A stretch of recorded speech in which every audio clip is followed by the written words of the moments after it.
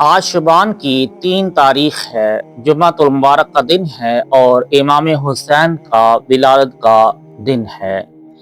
آئمہ اہل بیت اطہار میں سے شمع آل محمد صلی اللہ علیہ وآلہ وسلم تمام دنیاوی علائق سے پاک و صاف اپنے زمانہ کے امام و سردار ابو عبداللہ امام حسین بن علی المرتضی رضی اللہ تعالی عنہما ہیں۔ آپ اہل ابتلاء کے قبلہ و رہنما اور شہید دشت کرب و بلا ہیں، اور تمام اہل طریقت آپ کے حال کی درستگی پر متفق ہیں، اس لیے کہ جب تک حق ظاہر و غالب رہا آپ حق کے فرما بردار رہے، اور جب حق مغلوب و مفقود ہوا تو تلوار کھینچ کر میدان میں نکل آئے، اور جب تک راہ خدا میں اپنی جان عزیز قربان نہ کر دی چین و آرام نہ لیا۔ آپ میں حضور اکرم صلی اللہ علیہ وآلہ وسلم کی بیشتر نشانیاں تھیں جن سے آپ مخصوص و مزین تھے۔ چنانچہ عمر فاروق رضی اللہ تعالی عنہ بیان کرتے ہیں کہ حضور اکرم صلی اللہ علیہ وآلہ وسلم میں ایک روز نبی اکرم صلی اللہ علیہ وآلہ وسلم کی بارگاہ پاک میں حاضر ہوا تو دیکھا کہ امام حسین رضی اللہ تعالی عنہ کو آپ نے اپنی پشت مبارک پر سوار کر رکھا ہے۔ ڈوری کا ایک حصہ حضور نے اپنے ہاتھ میں لے رکھا ہے اور دوسرا حصہ امام حسین رضی اللہ تعالی عنہ کے ہاتھ میں ہے۔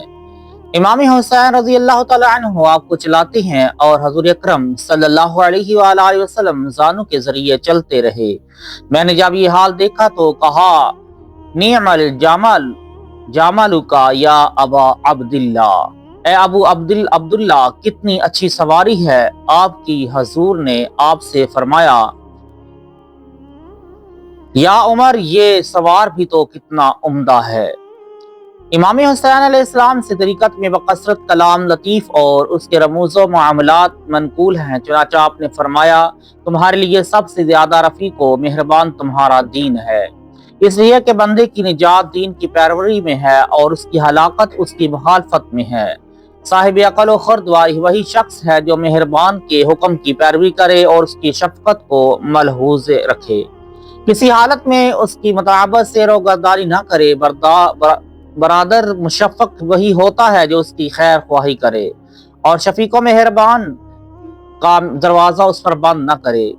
ایک روز ایک شخص نے حاضر ہو کر آپ سے عرض کیا کہ اے فرزند رسول، میں ایک مفلس و نادار شخص ہوں، میں صاحب اہل و عیال ہوں، مجھے اپنے پاس سے رات کے کھانے میں سے کچھ عنایت فرمائیے۔ امام حسین علیہ السلام نے فرمایا، بیٹھ جاؤ، میرا رزق ابھی راہ میں ہے۔ کچھ دیر بعد امیر معاویہ رضی اللہ تعالی عنہ کے پاس سے